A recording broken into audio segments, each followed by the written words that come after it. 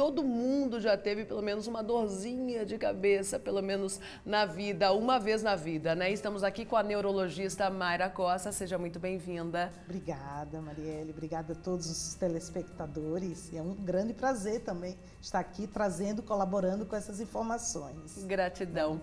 Todo mundo vai ter uma dorzinha de cabeça na vida, doutora? Sim, sim. 90% da população geral, em algum momento da sua vida, vai ter sua dor de cabeça. Isso é estatístico, né?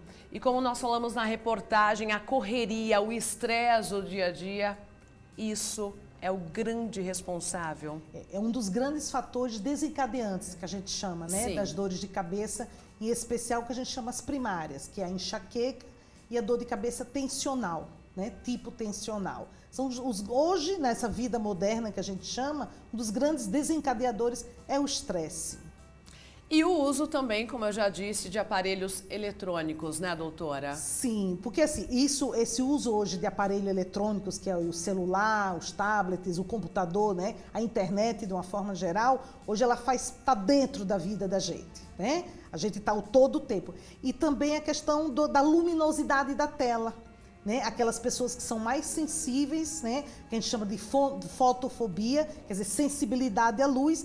E isso também, tirando até a questão do estresse, né? Por que você tem que estar ali todo o tempo na internet, sim, assim, mas a própria luminosidade, ela já pode ser um fator desencadeante. Teria alguma dica, então, de distância e a questão de luminosidade mesmo? Sim. Diminuir? Qual que é a indicação? Sim, diminuir essa luminosidade, aquela luz mais brilhante e também, assim, e o tempo de exposição, né? Então, às vezes, eu passo 6 horas na internet de frente para o computador.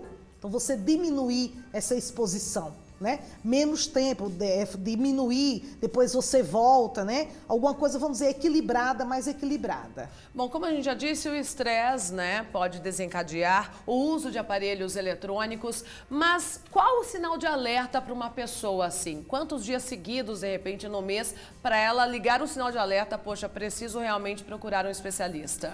A gente fala assim, a dor de cabeça é um sintoma muito comum, né? No consultório é o prevalente. 70% ou mais do consultório de um neurologista, a queixa é a dor de cabeça, né? Que é a cefaleia.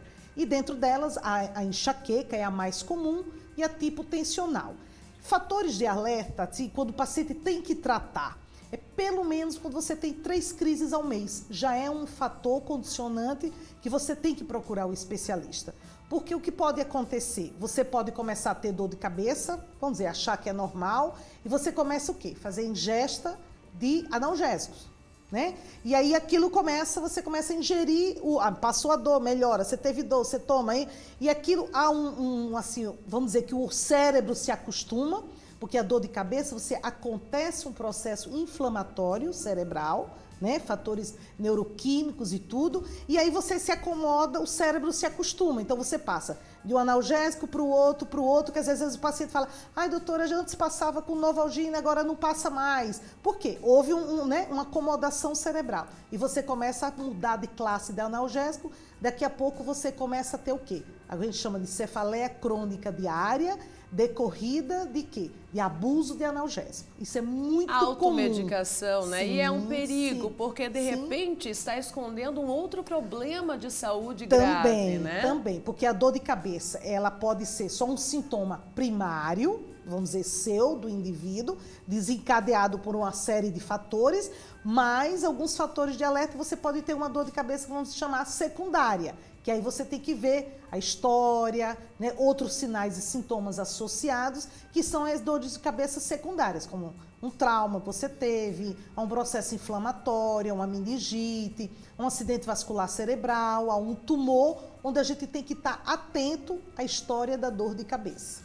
Doutora, para a gente ter uma ideia aqui, a enxaqueca dói em que parte da cabeça? E a cefaleia, qual parte? É assim, a enxaqueca, que é um tipo, né, de dor de cabeça, sim, classicamente ela é uma dor que a gente chama hemicraniana, é um lado lateral, do cérebro, que ela geralmente alterna. Uma hora pode ser de um lado, outra hora pode ser o outro. Então a gente chama que é uma dor hemicraniana, ela é pulsátil, né, quer dizer, latejante, e pode vir acompanhada de outros sinais que são comuns, que é essa da questão da luminosidade, a fotofobia, a fonofobia, a náuseas, tem pessoas que vomitam, alterações visuais. Então, assim, geralmente ela pode ser acompanhada de vários outros sinais, né, de queixas que não só a dor. Inclusive, tem relatos, existe, que às vezes a pessoa tem todos esses sinais da enxaqueca e que às vezes ela não tem a dor, que a gente chama enxaqueca sem dor, né? Ou ela tem o pródromo, que a gente chama de aura. Muita gente está acostumada. Tem pessoas que já sabem quando ela vai ter a crise, porque ela tem a aura.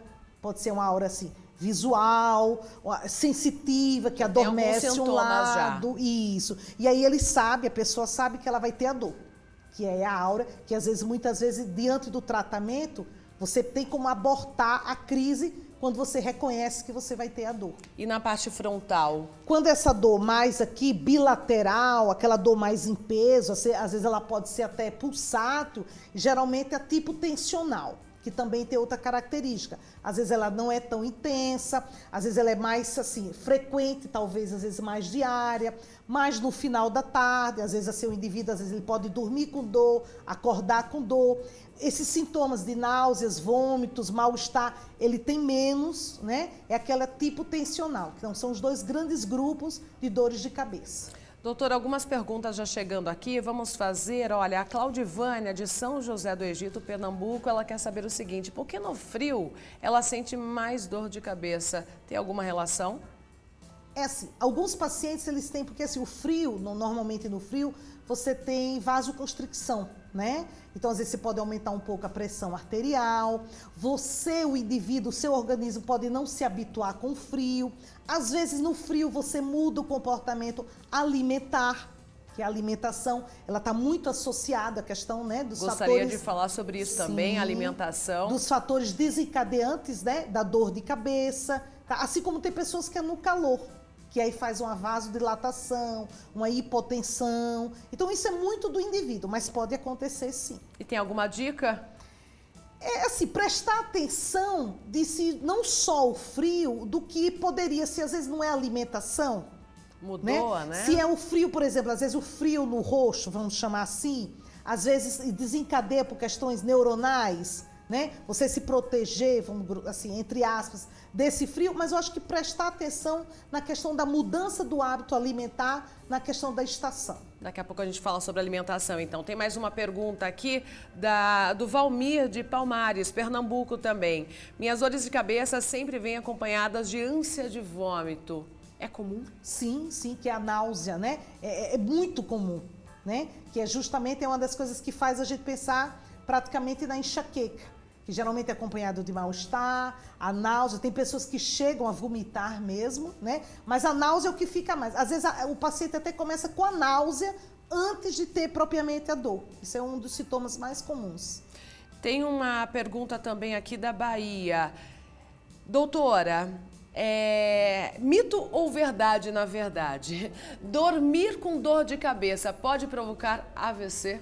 Mito. Mito? Mito, sim, sim. Lógico que você tem que ver o porquê que você tem tanta dor de cabeça, né? Se você tem fatores de risco para o acidente vascular cerebral, aí são, né, são histórias paralelas. Sim. Agora, o simples fato de você dormir com dor de cabeça ser um fator de risco para o AVC, não. Não. Mais uma pergunta, gostaria de saber por que quando vou ficar menstruada alguns dias antes, tenho muita dor de cabeça. Tem mulher que tem no último dia também, né? Bastante comum. Isso assim, como um dos fatores, vamos chamar desencadeantes, principalmente para a mulher, essa questão hormonal, principalmente do estrógeno, né? Na fase de progesterona, existe menos dor de cabeça. Na fase do estrógeno, mas isso por alteração neuroquímica cerebral. Tá? Então, é comum, a gente chama até de dor de cabeça ou enxaqueca do período menstrual. Tem mulheres que é um pouco antes, tem mulheres que é no período e tem mulheres que é um dia após a menstruação. É comum, mas é muito comum.